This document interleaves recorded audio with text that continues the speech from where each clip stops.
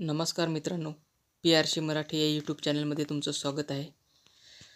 मित्रांनो, पोलीस भरती असेल, तलाठी भरती असेल, वनरक्षक भरती असेल किंवा लिपिक भरती किंवा MPSC मार्फत ज्या घेतल्या जाणाऱ्या सर्वच परीक्षा असतील किंवा इतर अन्य कोणत्याही परीक्षा असतील, या परीक्षांसाठी हे प्रश्न अत्यंत महत्त्वाचे ठरणार आहेत. मित्रांनो, याच्यामध्ये आपण सामान्य ज्ञान व्हिडिओ क्रमांक 1 सरकारी नोकर भरती परीक्षांसाठी महत्त्वाचे प्रश्न सामान्य ज्ञानवरती आपण हे आज प्रश्न बघणार आहोत. मित्रांनो, चला तर मग व्हिडिओला सुरुवात करूया. पहिला प्रश्न, 1 रुपयाची नोट व नाणी भारत सरकारच्या कोणत्या मंत्रालयाकडून तयार केली जातात? त्याचं उत्तर आहे केंद्रीय वित्त मंत्रालय, त्यालाच आपण अर्थ मंत्रालय असेही म्हणतो. पुढचा प्रश्न, भारतात 1 रुपयाची नोट वगळता सर्व प्रकारच्या नोटा छापण्याचा अधिकार कोणास आहे? त्याचं उत्तर आहे भारतीय रिझर्व्ह बँक. भारतीय रिझर्व्ह बँकेला अधिकार असतोय सर्व प्रकारच्या नोटा छापण्याचा. पुढचा प्रश्न, भारत सरकारने राज्य पुनर्रचना आयोग कधी स्थापन केला? त्यालाच आपण भाषावार प्रांत रचना आयोग असेही म्हणतो. हा आयोग कधी स्थापन केला? त्याचं उत्तर आहे 29 डिसेंबर 1953 साली. पुढचा प्रश्न, भारतीय संसदेने एप्रिल 1960 मध्ये मुंबई या राज्याचे विभाजन करून स्वतंत्र 2 राज्ये निर्मिती करण्याचे घोषित केले. ती 2 राज्ये कोणती? त्याचं उत्तर आहे महाराष्ट्र आणि गुजरात. महाराष्ट्र आणि गुजरात हे 2 राज्ये मुंबई राज्याचे विभाजन करून तयार केलेले आहेत. पुढचा प्रश्न, नवीन महाराष्ट्राची स्थापना कधी झाली? त्याचं उत्तर 1 मे 1960 रोजी. पुढचा प्रश्न, 1960 ते 1961 साली स्थापनेवेळी महाराष्ट्रात प्रशासकीय विभाग किती होते? म्हणजे 1960 ते 1961 साली महाराष्ट्र राज्याची जी स्थापना झाली त्यावेळेस प्रशासकीय विभाग किती होते आपल्या महाराष्ट्र राज्यात? तर त्याचं उत्तर आहे मुंबई, पुणे, नागपूर आणि औरंगाबाद. औरंगाबादचं नवीन बदललेलं नाव आहे ते छत्रपती संभाजीनगर. हे 4 प्रशासकीय विभाग होते. सुरुवातीला हे 4 प्रशासकीय विभाग होते. मित्रांनो, लक्षात ठेवा. पुढचा प्रश्न, 1 मे 1960 रोजी महाराष्ट्राची स्थापना झाल्यावर नाशिक हा जिल्हा कोणत्या प्रशासकीय विभागामध्ये होता? त्याचं उत्तर आहे मुंबई प्रशासकीय विभागामध्ये नाशिक जिल्हा होता. पुढचा प्रश्न, 1 मे 1960 साली महाराष्ट्राची स्थापना झाल्यावर अमरावती हा जिल्हा कोणत्या प्रशासकीय विभागात होता? अमरावती हा जिल्हा कोणत्या प्रशासकीय विभागात होता? तर त्याचं उत्तर आहे नागपूर या विभागामध्ये होता. पुढचा प्रश्न, 1 मे 1960 रोजी पंडित जवाहरलाल नेहरू आणि यशवंतराव चव्हाण यांच्या प्रमुख उपस्थितीत स्वतंत्र महाराष्ट्र राज्याचे उद्घाटन कोठे करण्यात आले? त्याचं उत्तर आहे मुंबई शिवाजी पार्क येथे. पुढचा प्रश्न, मराठवाडा मुक्ती दिन म्हणून कोणता दिवस कधी साजरा केला जातो? त्याचं उत्तर आहे 17 सप्टेंबर.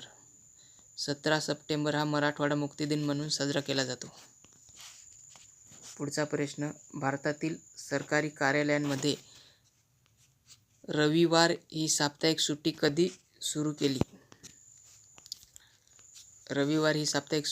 सुरू केली? त्याचं उत्तर 10 जून 1890 साली.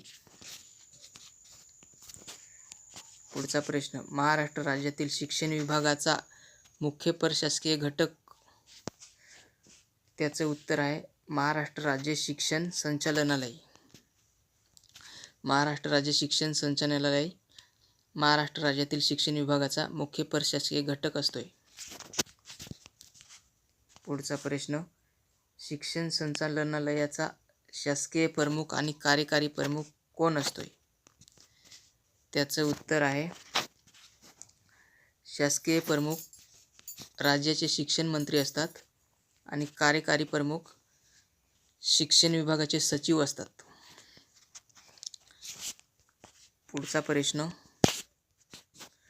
महाराष्ट्र राज्य तंत्र शिक्षण परीक्षा मंडळ 1956 या मंडळाचे 1986 साली खालील 2 संस्थांमध्ये विभाजन झाले. त्याचं उत्तर आहे, महाराष्ट्र तंत्र शिक्षण संचालनालय आणि दुसरी जी संस्था आहे महाराष्ट्र व्यवसाय शिक्षण व प्रशिक्षण संचालनालय. पुढचा प्रश्न, महाराष्ट्र राज्य पाठ्यपुस्तक निर्मिती व अभ्यासक्रम संशोधन मंडळ या मंडळाची स्थापना कधी झाली?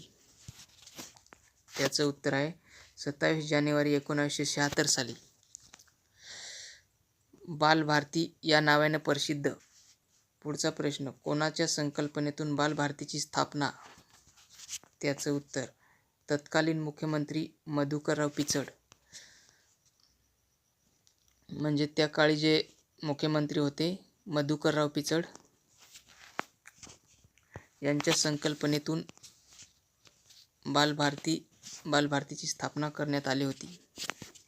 पुढचा प्रश्न, महाराष्ट्र राज्य पाठ्यपुस्तक निर्मिती व अभ्यासक्रम संशोधन मंडळ या संस्थेचे प्रमुख कार्य काय? तर त्याचे प्रमुख कार्य उत्तर आहे, 1ली ते 8वी पर्यंतच्या शालेय विद्यार्थ्यांसाठी अभ्यासक्रम निश्चित करणे आणि पाठ्यपुस्तकाची निर्मिती करणे हे त्यांची प्रमुख कार्य आहेत.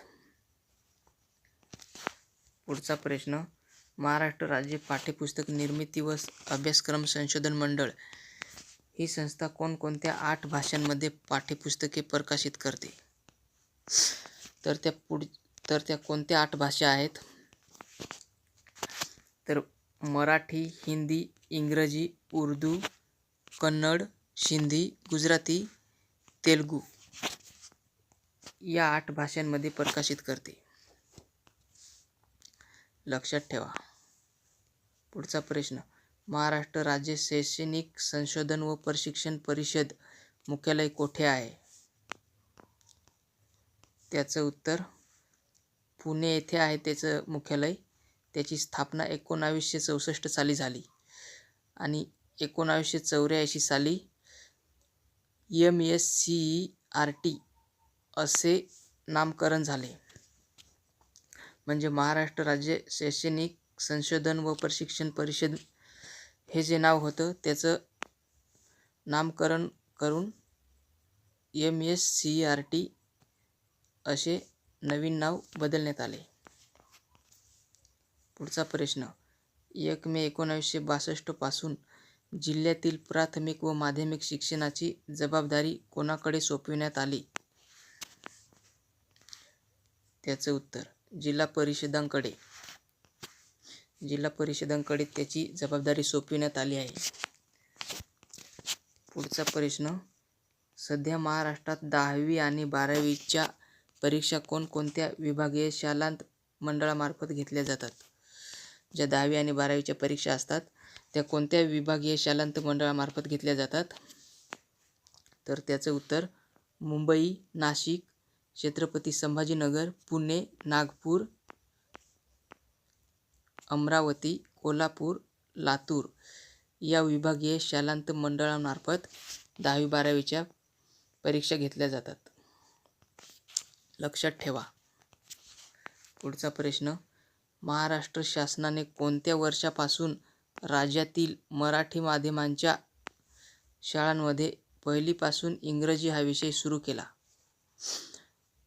तर महाराष्ट्र शासनाने कोणत्या वर्षापासून मराठी माध्यमांच्या शाळांमध्ये इंग्रजी हा विषय सुरू केला? त्याचं उत्तर आहे 1999 या वर्षापासून. अत्यंत महत्त्वाचे प्रश्न आहेत, लक्षात ठेवायचे आहेत. पुढचा प्रश्न, महाराष्ट्र राज्य कौशल्य विकास परीक्षा मंडळाची स्थापना कधी झाली? त्याचं उत्तर आहे 6 जुलै 2020 साली. पुढचा प्रश्न, तुतारी मंडळ हे मंडळ कोणी स्थापन केले? त्याचं उत्तर राम गणेश गडकरी. त्यालाच आपण गोविंदाग्रज असे म्हणतो. आप्पासाहेब कारखानीस म्हणजे राम गणेश गडकरी आणि आप्पासाहेब कारखानीस यांनी तुतारी मंडळ हे स्थापन केले आहे. पुढचा प्रश्न, रवी किरण मंडळ कोणी स्थापन केले?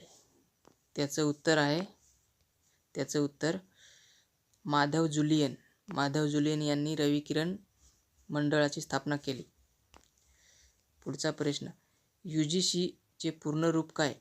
म्हणजेच त्याला आपण UGC फुल फॉर्म असे म्हणतोय. म्हणजे फुल फॉर्म UGCचं फुल फॉर्म काय आहे? तर त्याचं उत्तर बघा, युनिव्हर्सिटी ग्रँट्स कमिशन. त्याला आपण मराठीमध्ये विद्यापीठ अनुदान आयोग असे म्हणतोय. पुढचा प्रश्न, 1931 साली श्रीमान भागोजी शेठ कीर यांनी पतित पावन मंदिर कोठे बांधले? पतित पावन मंदिर कोठे बांधले? तर त्याचं उत्तर आहे रत्नागिरी येथे पतित पावन मंदिर बांधले. पुढचा प्रश्न, राणी लक्ष्मीबाई झाशीची राणी यांचा जन्म कोणत्या राज्यात झाला? त्याचं उत्तर बनारस उत्तर प्रदेश या राज्यात झाला. पुढचा प्रश्न, नवजवान भारत सभा ही संघटना कोणी स्थापन केली? त्याचं उत्तर आहे भगतसिंग. भगतसिंग यांची नवजवान भारत सभा ही संघटना होती, लक्षात ठेवा. नेताजी सुभाषचंद्र बोस यांचा जन्म कोणत्या राज्यात झाला? त्याचं उत्तर आहे कटक ओडिसा या राज्यात त्यांचा जन्म झाला. आणि जन्म कधी झाला? तर 23 जानेवारी 1897 साली त्यांचा जन्म झाला. पुढचा प्रश्न, भारतीय हवाई दल दिन कधी साजरा केला जातो? त्याचं उत्तर आहे 8 ऑक्टोबर रोजी भारतीय हवाई दल साजरा केला जातो, लक्षात ठेवा. पुढचा प्रश्न, भारतीय हवाई दलाचे मुख्यालय कोठे आहे? त्याचं उत्तर नवी दिल्ली. नवी दिल्ली येथे भारतीय हवाई दलाचे मुख्यालय आहे. पुढचा प्रश्न, भारतीय हवाई दल हे अमेरिका, रशिया व चीन यांच्यानंतर चौथ्या क्रमांकाचे मोठे हवाई दल आहे. म्हणजेच जे भारताचं हवाई दल आहे हे चौथ्या क्रमांकाचे मोठे हवाई दल आहे, लक्षात ठेवा. अमेरिका, रशिया व चीन यांच्यानंतर चौथ्या क्रमांकाचे हवाई दल म्हणून ओळखले जाते. भारतीय हवाई दल चौथ्या क्रमांकाचे आहे, लक्षात ठेवा. पुढचा प्रश्न, भारताचे पहिले लढाऊ विमान? त्याचं उत्तर आहे नॅट. नॅट हे भारताचे पहिले लढाऊ विमान होते. पुढचा प्रश्न, बाएफ ही संस्था कशाशी संबंधित आहे? त्याचं उत्तर कृषी क्षेत्राशी संबंधित आहे. पुढचा प्रश्न, महाराष्ट्र अन्न आयोगाची स्थापना कधी झाली? त्याचं उत्तर 1 फेब्रुवारी 2014 साली राष्ट्रीय अन्न सुरक्षा अधिनियम 2013 अंतर्गत. याच्या अंतर्गत महाराष्ट्र अन्न आयोगाची स्थापना झाली आहे. पुढचा प्रश्न, देशात किसान क्रेडिट कार्ड ही योजना कोणत्या सालापासून सुरू करण्यात आली? त्याचं उत्तर आहे ऑगस्ट 1998. पुढचा प्रश्न, आंतरराष्ट्रीय वित्त महामंडळ IFC त्याचं फुल फॉर्म इंटरनॅशनल फायनान्स कॉर्पोरेशन या मंडळाची स्थापना कधी झाली? त्याचं उत्तर 20 जुलै 1956 आणि त्याचं मुख्यालय कुठे आहे? तर वॉशिंग्टन अमेरिका येथे त्याचं मुख्यालय आहे. कशाचं? तर आंतरराष्ट्रीय वित्त महामंडळ याचं मुख्यालय अमेरिका येथे आहे. पुढचा प्रश्न, भारतात 500 व 1000च्या जुन्या नोटा चलनातून रद्द. त्याचं उत्तर आहे 8 नोव्हेंबर 2016. मोदी सरकारची सर्जिकल स्ट्राईक. आपल्या सर्वांना माहीत आहे भारतामध्ये 500 व 1000 रुपयाच्या जुन्या नोटा चलनातून रद्द कधी करण्यात आल्या, तर 8 नोव्हेंबर 2016 रोजी मोदी सरकारने अचानकपणे सर्जिकल स्ट्राईक सुरू करून या नोटा चलनातून बाद केल्या. पुढचा प्रश्न, प्रधानमंत्री उज्ज्वला योजना कधी सुरू करण्यात आली? प्रधानमंत्री उज्ज्वला योजना कधी सुरू करण्यात आली? त्याचं उत्तर आहे 1 मे 2016 पासून दारिद्र्य रेषेखालील महिलांना मोफत घरगुती गॅस वाटप करणे हा या योजनेचा मुख्य उद्देश आहे. लक्षात ठेवा, प्रधानमंत्री उज्ज्वला योजना कधी सुरू करण्यात आली, तर 1 मे 2016 पासून सुरू करण्यात आली आणि या योजनेचा मुख्य उद्देश दारिद्र्य रेषेखालील महिलांना मोफत घरगुती गॅस वाटप करणे हा या योजनेचा मुख्य उद्देश होता. तर मित्रांनो, अशा प्रकारे हे महत्त्वाचे प्रश्न होते. सरकारी नोकरीविषयी आपण आपल्या PRC मराठी या यूट्यूब चॅनलवरती वारंवार माहिती प्रसिद्ध करत असतोय. सरकारी भरतीची जी नवीन जाहिरात असते किंवा इतर महत्त्वाचे प्रश्न असतात किंवा सरकारी नोकरीविषयी जी संपूर्ण डिटेल असते ती आपण आपल्या यूट्यूब चॅनलवरती वारंवार प्रसिद्ध करत असतोय. त्याच्यामुळे मित्रांनो, तुम्ही आपल्या PRC मराठी या यूट्यूब चॅनलला आताच सबस्क्राईब करून ठेवा आणि बेल आयकॉनला क्लिक करून ऑल नोटिफिकेशनवरती क्लिक करून ठेवा मित्रांनो.